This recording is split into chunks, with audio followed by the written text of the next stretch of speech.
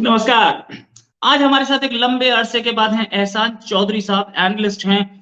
ये अमेरिका में काम करते हैं और इसी पे इंटरनेशनल अफेयर्स पे ही काम करते हैं। बहुत डीप रिसर्च है इनकी टॉपिक्स पे।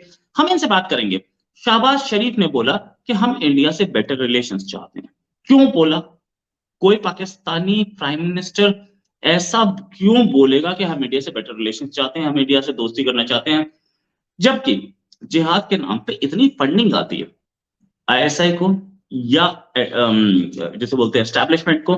जिहाद के नाम पे फंडिंग आती है और उससे उससे कुछ लोग अपने फार्म हाउसेस खरीदते हैं यूरोप में, अमेरिका में। एहसान चौधरी साहब से यही पूछेंगे। एहसान साहब, बहुत बहुत स्वागत आपका हमारे शो में। पहली चीज, थैंक यू। एहसान साहब, मैं आपसे क्वेश्चन पूछना चाह रहा था कि क्यों शहबाज शरीफ साहब को सडनली पीस याद आ गई? क्या रीजन है?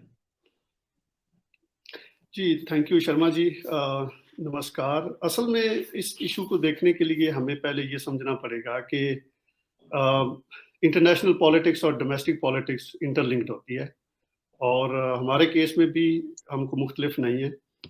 अब इस तरह के बयानात पाकिस्तान में बड़ी दफ़ा आए हैं और बहुत सारे लोगों ने कोशिश भी की है। अब पहली बात तो ये देखना है कि वो इसमें सिंसियर हैं भी कि नहीं, क्योंकि इसकी डायनामिक्स ये हैं कि हमारे जो लीडर्स हैं वो इंडिपेंडेंट नहीं, they are not in that sense democratically elected. वो लाए जाते हैं और हटाए जाते हैं और उसमें अगर तो वो डेमोक्रेटिकली इलेक्टेड होंगे तो ट्रेड हमेशा, जैसे कि एक हमारी डेमोक्रेटिक पीस थ्योरी है, ट्रेड बेनिफिट ऑल नेशंस, और जो अकाउंटेबल लीडर्स होते हैं उनके लिए ट्रेड बेहतर होता है। अमेरिका और जितनी भी बाकी डेवलप वर्ल्ड है उसकी मिसाल आप ले सकते हैं, अमेरिका और यूरोप, लेकिन उसकी जो क्लोजेस्ट एग्जांपल है वो अमेरिका और कनाडा है। यहाँ पे डेमोक्रेसी है, दोनों मुल्क ट्रेड करते हैं, कोई प्रॉब्लम नहीं। जहाँ पे डेमोक्रेसी नहीं होती जिन मुल्कों में, वहाँ पे लीडर्स के बेनिफिट में ये होता है कि वो क्लोज्ड कंट्रीज रहें, वो उनके बेनिफिट उससे ज़्यादा सर्व होते हैं, और ये पाकिस्तान में हमेशा ये एग्जाम्पल रही है। अच्छा, अब हमने ये देखना है कि ऐसे बयानात कब आते हैं। ऐसे बयानात उस वक़्त आते हैं जब मुल्क की सूरत हाल गंभीर होती है। आप उसको इकोनॉमिक प्रेशर कह सकते हैं। अवाम पिसी हुई होती है और वो डिमांड भी कर रही होती है कि हमारे पास राइट्स होने चाहिए, और ख़ास तौर पे अभी पिछले दिनों में जो फ्लोर का क्राइसिस पाकिस्तान में आया है, उस वजह से बहुत सारे लोगों ने ये क्वेश्चन भी करना शुरू कर दिया है कि व्हाई नॉट इंडिया, हम इंडिया से क्यों नहीं तजारत कर सकते। तो एक तो डोमेस्टिक प्रेशर भी इसमें नज़र आ रहा है। लेकिन इससे जो बड़ा क्वेश्चन है वो ये देखना है कि क्या ये ताल्लुकात सस्टेनेबल हैं कि नहीं। ये इससे भी बड़ा क्वेश्चन है, और क्या आया कि हो भी पाएंगे कि नहीं। इस डायरेक्शन में मुझे ये लगता है कि ये एक ब्लफ है, टेम्परेरी तौर पे ये रहेंगे, और जब तक हमारे यहाँ डेमोक्रेटिक स्टेबिलिटी नहीं हो जाती उस वक्त तक कोई भी पॉलिसी पाकिस्तान की नहीं चल सकती, और वो डेमोक्रेटिक पॉलिसी या लीडर्स की, जो कि पॉलिटिकल लीडर्स हैं, उनकी नहीं चल सकती। तो ये तो इसकी एक जनरल सी डायनामिक्स है। I am done. Right right. अच्छा, एक चीज और कि डायनामिक्स तो हैं। ट्रेड की प्रॉब्लम, गेहूं की प्रॉब्लम, गंदम की प्रॉब्लम, आटे की प्रॉब्लम, इकोनॉमी की प्रॉब्लम, ये सारी चीज। लेकिन जो बातचीत को उन्होंने ऑफर दिया उसके बाद ही हम देखते हैं कि कहीं ना कहीं रिजेंटमेंट भी आती है कि कश्मीर को तो आपने इग्नोर कर दिया।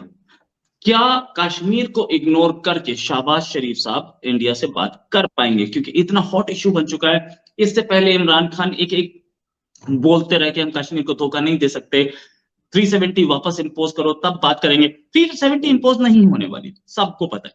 अब 370 वापस इंपोज करने की बात पे ही करंट फॉरेन मिनिस्टर भी पीछे हट गए थे, वरना वो तो चाह रहे थे कि इंडिया से बात हो जाए।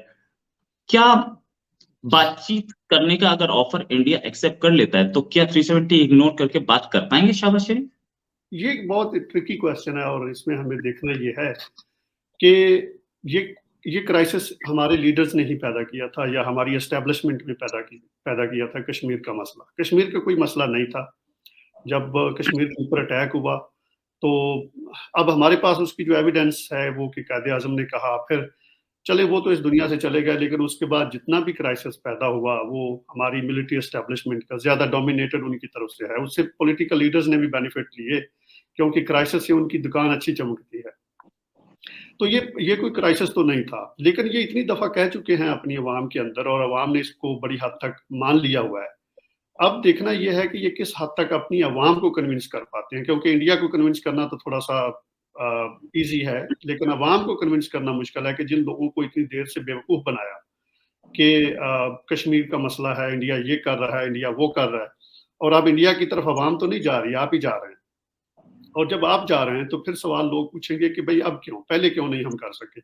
इस सवाल का जवाब इनको देना पड़ेगा, और लीडर्स किसी हद तक दे भी दिया करते हैं जवाबात, क्योंकि मीडिया उनके कंट्रोल में होता है। कोई ना कोई उनको वजह एक सॉलिड लानी पड़ेगी इसके ऊपर इंडिया के साथ ताल्लुकात बढ़ाने में, कि भई वो ठीक है, जो पास्ट में हो चुका सो हो चुका, उसको हम पीछे छोड़ के तजारत करते हैं। ये बड़ी देर से जो पाकिस्तान में इंटेलिजेंसिया है, सेन वॉइसेज़ हैं, वो तो यही कह रही हैं कि आप इंडिया के जो साथ ताल्लुकात हैं, उनको एक साइड पे रखें और तजारत करें, और उसके बाद देखें क्या होता है। लेकिन ये खुद ही नहीं कर रहे थे।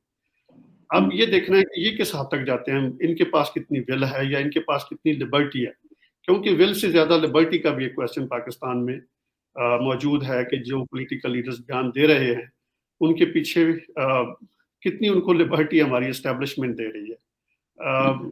ये एक अनफॉर्चुनेट बात है, but that is truth in Pakistan case. और जब तक हमारे पास उस तरह से पूरी तरह से कॉन्स्टिट्यूशनल रिफॉर्म्स नहीं होती, हमारी हमारी पॉलिटिकल लीडरशिप बिहोल्डन है मिलिट्री एंड मुल्ला जिसको हम कहते हैं, और उसमें उनके पास जब वो पावर में आते हैं तो वो प्लीजिंग कर रहे होते हैं, पीपल प्लीजिंग। वो कोई उस तरह से परस्यू नहीं कर रहे होते पॉलिसी जिससे कोई वाकई लॉन्ग टर्म में मुल्क के या लोगों के मफाद में वो चीज़ हो।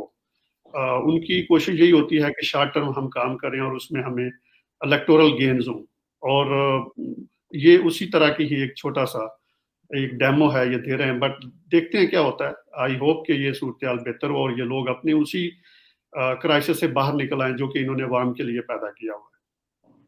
राइट ये क्राइसिस और इलेक्टोरल गेन्स ये सारी चीजें भी और एस्टैब्लिशमेंट भी। अच्छा एस्टैब्लिशमेंट की बात करें या आर्मी की बात करें तो आर्मी तो बहुत टाइम से चाह रही है कि इंडिया से बेटर रिलेशंस हो। बाजवा साहब इज ऑन रिकॉर्ड सेइंग कि हम कश्मीर को साइडलाइन करके बातचीत कर सकते हैं। क्या नए आर्मी चीफ भी कुछ ऐसी थिंकिंग वाले हैं? First question. सेकंड थिंग, क्या आर्मी रियली चाह रही है कि इंडिया से बेटर रिलेशंस हो? That's a very good question, और मेरा ये ख्याल है कि जो आपने लास्ट क्वेश्चन पुट किया कि या आया कि वो वाकई चाह रहे हैं, या मैं उसको कहूँ कि क्या वो जो बयान दे रहे हैं उसमें सिंसियरिटी भी है, मुझे डाउट है इस मामले में। क्योंकि अगर देखें, अगर हमारे हालात इंडिया से बेहतर हो जाते हैं, तजारत होती है, पाकिस्तान और इंडिया, अमेरिका और कनाडा की तरह अगर चलते हैं, तो अगला क्वेश्चन ये होगा कि फिर बॉर्डर्स को भी मीनिंगलेस कर दिया जाए, यहाँ पे वीज़ा फ्री हो जाए, लोग एक दूसरी जगह से आएँ-जाएँ। और अगर ऐसा होता है तो फिर लोग क्वेश्चन ये करेंगे कि इतनी मिलिट्री रखने की क्या ज़रूरत है? और हमारे पास जो न्यूक्लियर वेपन्स हैं वो किस लिए हैं, और ये सारा खर्चा कम किया जाए। ये नेक्स्ट क्वेश्चन होगा, और उनको भी ये पता है कि ये नेक्स्ट क्वेश्चन होगा, तो फिर उसके मामले में जितनी भी ईज़ी मनी है वो कम हो जाएगी, और जितने प्लॉट्स हैं आपके या जो आपको मराहत मिलती हैं, वो इंडिया में आप देखिए फ़ौज को क्या मिलता है, और पाकिस्तान के मुकाबले में तो कोई ज़्यादा नहीं है। तो पाकिस्तान की आर्मी की भी सूरत-ए-हाल को उसी तरह की हो जाएगी, और इसमें हमें नज़र आता है कि वो सिंसियरिटी लैकिंग है। वो सिंसियरिटी उस हद तक नहीं आ पाएगी, और ये सिर्फ़ खोखले दावे हैं जो कि हम करते रहते हैं कि जी हम इंडिया के साथ पीस चाहते हैं। जबकि एक्चुअली हमारे लीडर्स उसमें बड़ी हद तक हमारे पॉलिटिकल लीडर्स भी शामिल हैं, और मिलिट्री के लीडर तो बिल्कुल शामिल हैं उस केस के अंदर, कि वो इंडिया से दोस्ती नहीं चाहते। राइट अच्छा आर्मी की अपनी एग्जिस्टेंस पे या फैसिलिटीज पे भी क्वेश्चन उठ सकता है, नो डाउट अबाउट इट। लेकिन कहीं ना कहीं सिंसेरिटी हमें दिखी थी जनरल परवेज मुशर्रफ पे, वो भी आर्मी चीफ ही थे जिस समय सिंसेरिटी दिखी थी, उसी टाइम पे हम लोगों को बेटरमेंट दिखा रिलेशंस का। क्या आर्मी ये सोच रही है कि बेटरमेंट हो जाए, हम लोग अपना मलाई खाते रहें, थोड़ा बेटर हो जाए, थोड़ी दुश्मनी चलती रहे, टेरर भेजते रहें, क्योंकि कहीं न कहीं कहीं न कहीं हमें मैन्यूवरेबिलिटी दिख रही है, कहीं न कहीं मैनिपुलेशंस हमें दिख रहे हैं।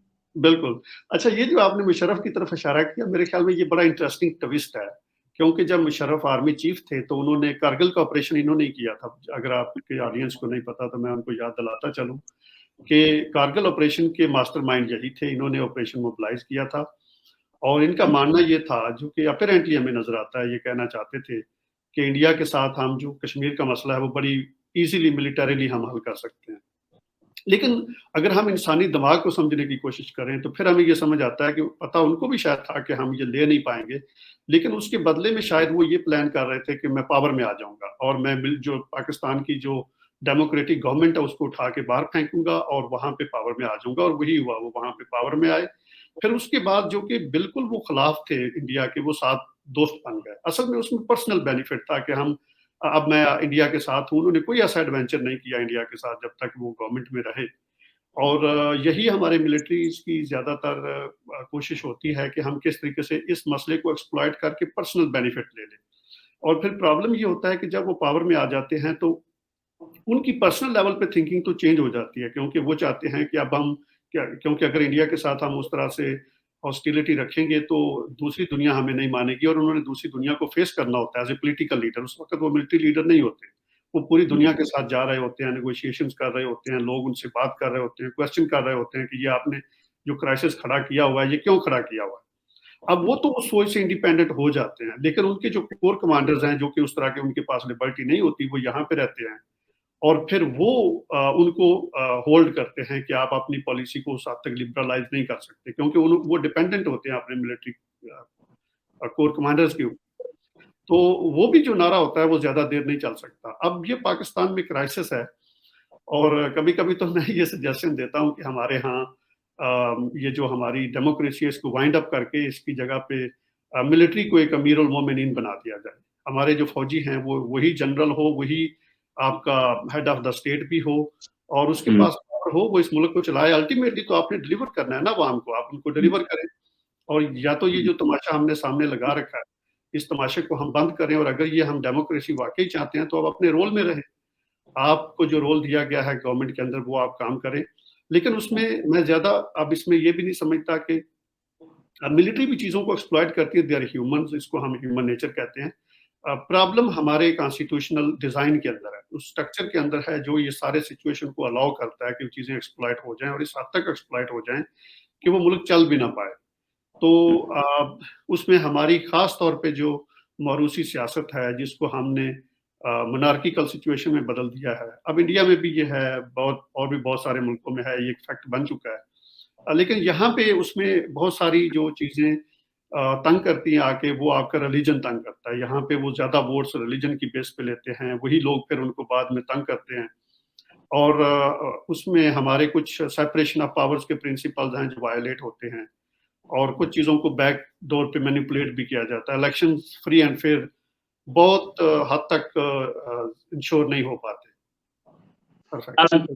एहसान साहब, thanks a lot for joining, और उम्मीद है आपके साथ एक डिस्कशन और करेंगे जल्दी ही। अभी के लिए नमस्कार, धन्यवाद। जी, थैंक यू। नमस्कार।